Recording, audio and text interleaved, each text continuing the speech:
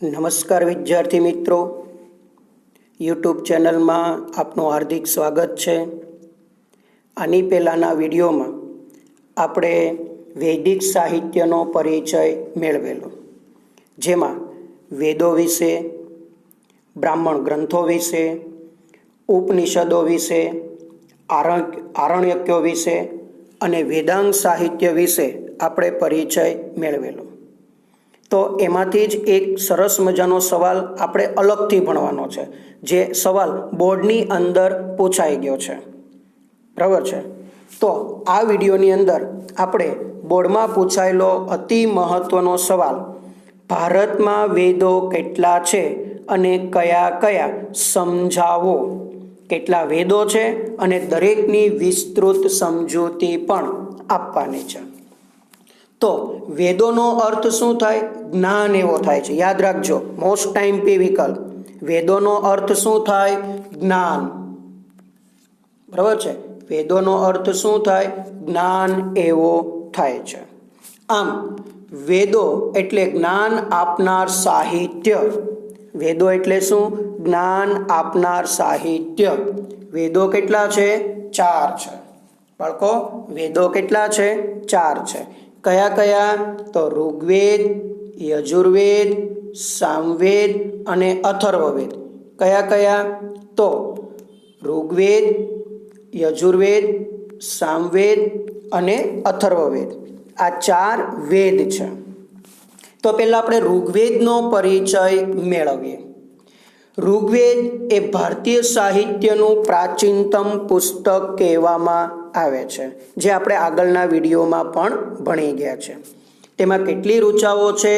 1028 ઋચાઓનો સંગ્રહ છે। અને ઋગ્વેદ કેટલા ભાગમાં વેચાયેલો છે? 10 ભાગમાં વેચાયેલો અદ્ભુત ગ્રંથ કહેવામાં આવે છે। આ જે ઋચાઓ એટલે બાળકો મંત્રો અથવા સ્તુતિઓ, બરાબર છે, એટલે મોટા ભાગની ઋચાઓ દેવોને લગતી સ્તુતિઓ છે। શું છે? દેવોને લગતી સ્તુતિઓ છે। આ ઋચાઓ એટલે કે આ સ્તુતિઓ યજ્ઞ પ્રસંગે કરવામાં આવતી હતી।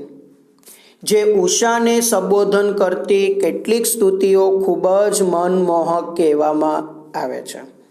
ઉષા એટલે સવાર, કે સવારના સમયે આ સ્તુતિઓ બોલવામાં આવે છે, જે ખૂબ જ મનમોહક કહેવામાં આવે છે।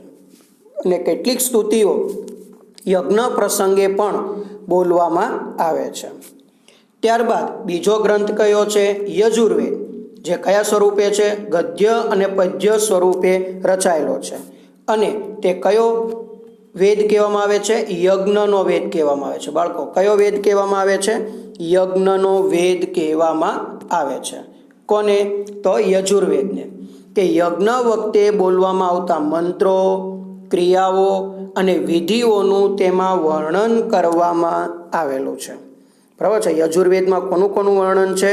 તો યજ્ઞ વખતે બોલવામાં આવતા મંત્રો, ક્રિયાઓ અને વિધિઓનું તેમાં વર્ણન કરવામાં આવ્યું છે। કયા વેદમાં? યજુર્વેદની અંદર। ત્યારબાદ કયો ગ્રંથ રચાયો? સામવેદ, બરાબર છે। તો સામવેદ એ ઋગ્વેદની ઋચાઓનું ગાન કરવા માટે રચવામાં આવેલો ગ્રંથ છે। કોના માટે?